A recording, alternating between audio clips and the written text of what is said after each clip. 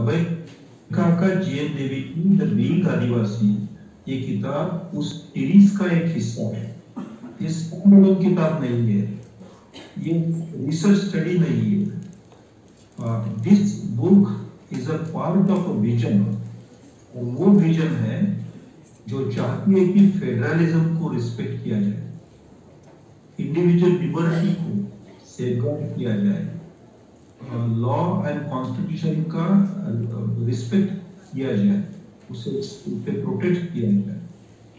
ये विजन है जो चाहती है कि डेमोक्रेसी का मतलब है आजाद समाज की सोच के लिए होने वाली स्पेस।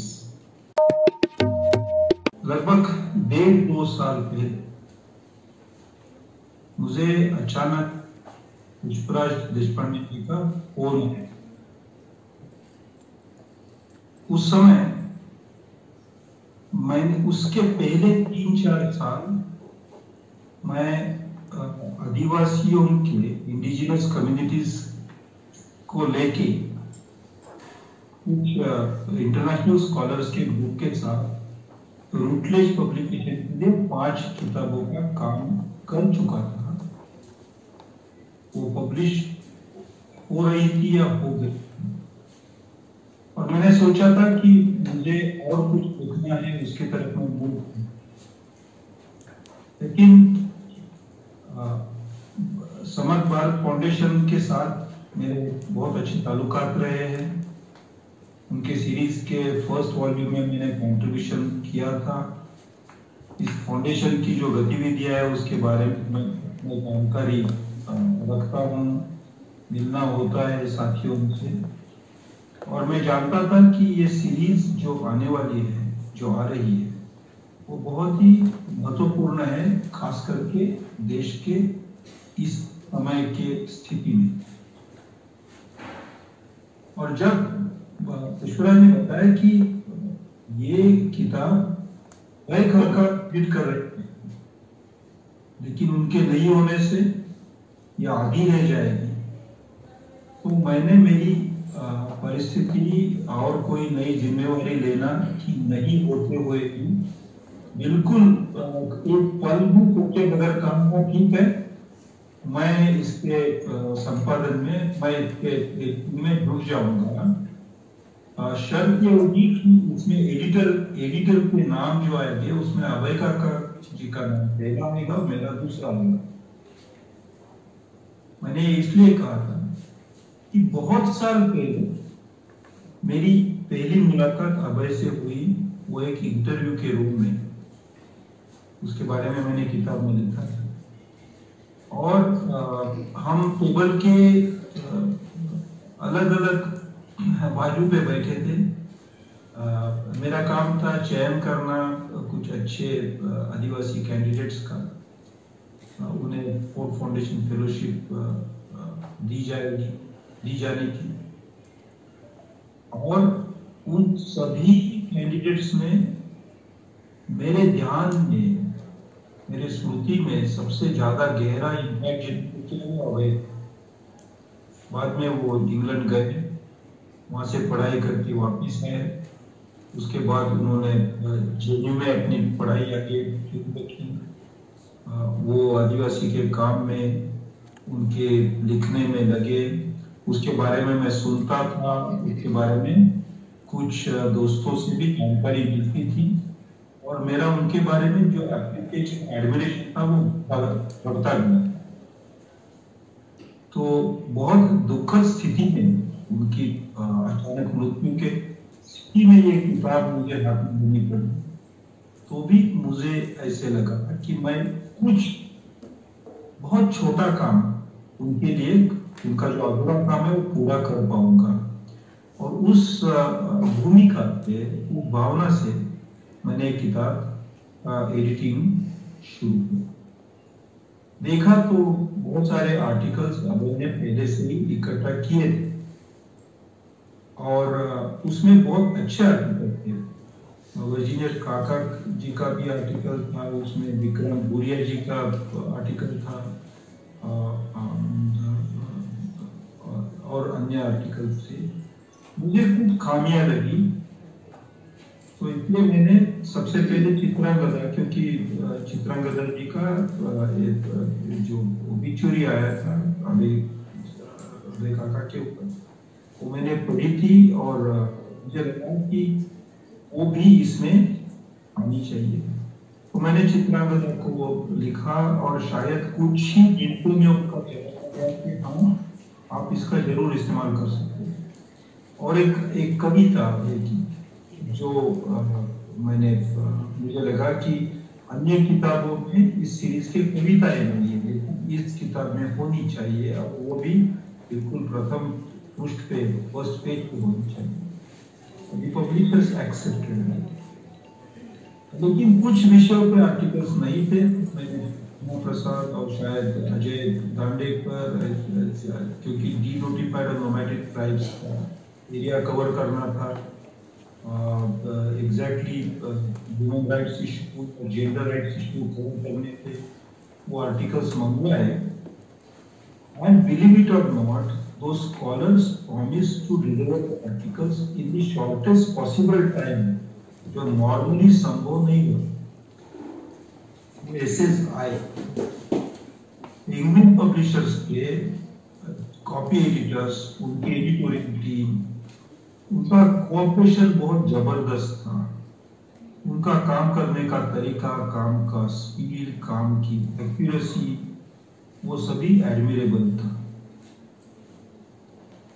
मैं सोच रहा था कि जिस ढंग से आदिवासी के नजर से दुनिया देखना चाहते किताब के जरिए, क्या वो पब्लिशर को एक्सेप्ट होगी या नहीं, क्या वो इसमें से कुछ मैटर टोन डाउन करना चाहेंगे, लेकिन ऐसे नहीं हुआ। और जिस रूप में ये किताब में देखना चाहता था, उस रूप में पब्लिशर्स ने उसका आकार स्वीकार।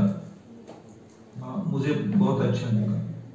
खुशी है कि ये किताब आज दुनिया के सामने है। इन द सैडेस्ट सर्कमस्टेंसेस, जी हमारे पास साथ नहीं है,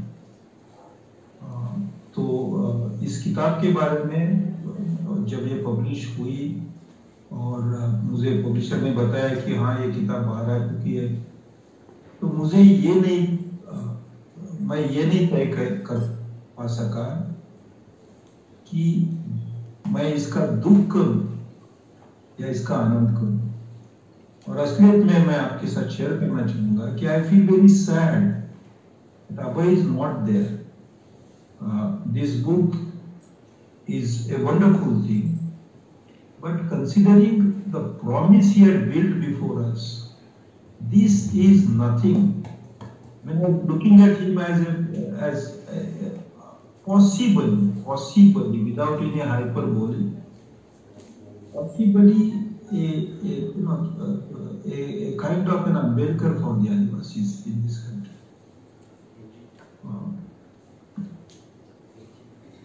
खैर, जिन हकीकतों, जिन चीजों पे हमारा कंट्रोल नहीं है, उसके बारे में कुछ कर नहीं सकते। उसके बारे में बहुत कहना भी इस समय उचित नहीं मानता। These are my personal feelings. ये किताब के बारे में कुछ कहना चाहूंगा।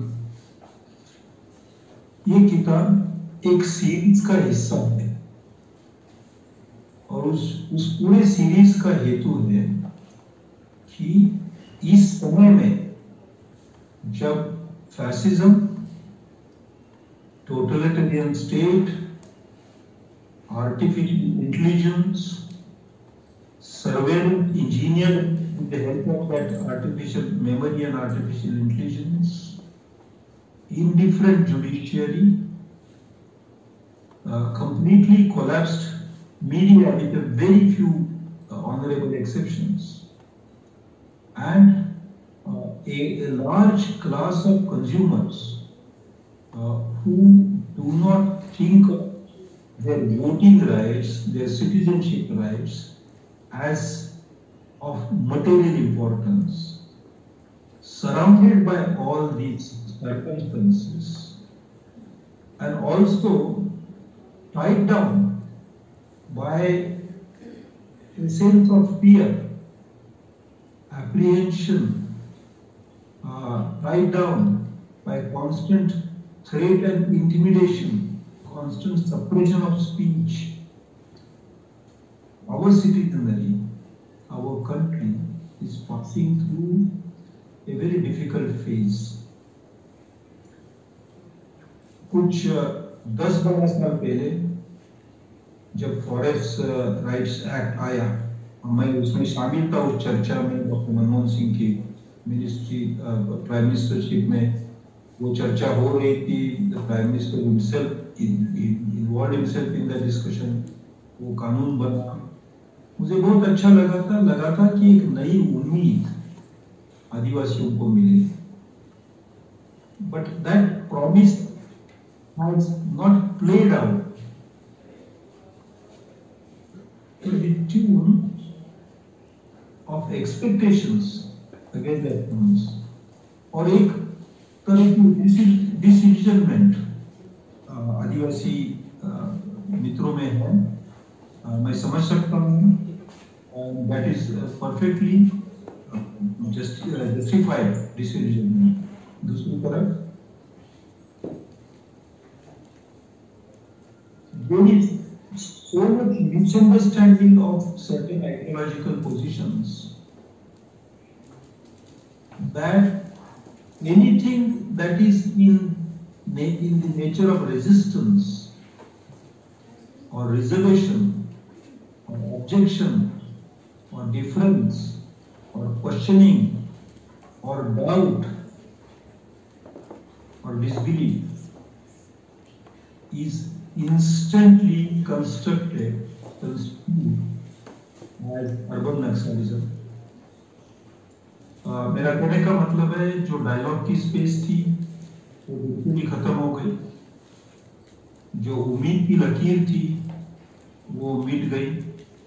और ऐसी स्थिति में आदिवासी की स्थिति सुधरने के लिए पूरी सिस्टम, कम से कम उस टीम तो दूर की बात है, लेकिन ये रेजिम के और कोई उम्मीद दिलाने वाला रेजिम आना चाहिए। इसमें मैं किसी पार्टी के तरफ से बोल नहीं रहा हूं, लेकिन हमें फैसिस्टिक पार्टीज नहीं चाहिए, parties that divide the society नहीं चाहिए। ये बात तो साफ है, मेरे दिमाग में साफ है। ये पूरी सीरीज उस दिशा में तैयार की गई है जिस दिशा में मेरे जैसे सोचने वाले लोग कुछ नया रास्ता ढूंढने की कोशिश कर रहे हैं। एक तो मीडिया के जरिए कुछ आता नहीं, सोच बढ़ाने के लिए कुछ मिलता नहीं। पब्लिशर्स को भी इंटिमिडेट किया गया, बहुत सारी किताबें विड्रॉ भी हुई और पब्लिशर्स भी अब उसी फुटिंग कर रहे हैं। बहुत सहमत है, बहुत धीरे धीरे डिसीजंस लेते। ऐसी स्थिति में इस फाउंडेशन ने जो पहल की है, एक 15-16 किताब की सीरीज, हर विषय पे उस पे जो सामाजिक तबक्के हैं, social sectors, economic themes, political orientation, उसके बारे में किताब निकालना। उन किताबों में देश के सबसे बेहतरीन थिंकर्स को लाके उनके पास से आम आदमी को, सामान्य वाचक को, सामान्य पाठक को समझे भाषा में लिखना लाना, उसे संकलित करके उसकी किताब और ये किताब पहुंचाने की कोशिश करना, उसके पॉडकास्ट बनाना, ये बहुत ही जरूरी काम था। और अभय काका जीएन देवी की द रील आदिवासी, ये किताब उस सीरीज का एक हिस्सा है। ये स्टैंडअलोन किताब नहीं है, ये रिसर्च स्टडी नहीं है। This book is a part of a vision, और वो विजन है जो चाहती है कि फेडरलिज्म को रिस्पेक्ट किया जाए, इंडिविजुअल लिबर्टी को सेफगार्ड किया जाए, लॉ एंड कॉन्स्टिट्यूशन का रिस्पेक्ट किया जाए, उसे प्रोटेक्ट किया जाए। ये विजन है जो चाहती है कि डेमोक्रेसी का मतलब है आजाद समाज की सोच के लिए होने वाली स्पेस।